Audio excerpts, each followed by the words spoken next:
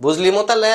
হ্যাঁ, আমরা এক সময় মেলা বড় লোক ছিলাম তো। কি কস বেটা? আরে হ বেটা, আমার দাদা তো জমিদারের পুত। হ্যাঁ হ, এতলা জমি আছিল আমার দাদার। এতলা জমি আছিল।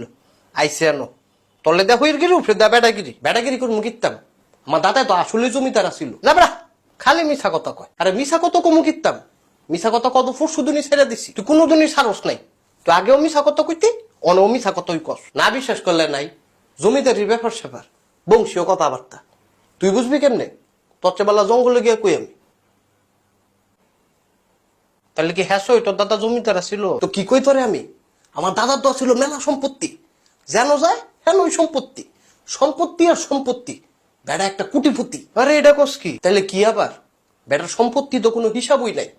ওই উত্তর ফাড়া, দক্ষিণ ফাড়া, পশ্চিম ফাড়া, হ্যাঁ আমার দাদাই তো ফাড়াইছে। আরে খাইছে না, আমার দাদা লুঙ্গিয়া ছিল কয়টা জানোস নি? কয়টা? একটাও না মাগো। এত বড় জমি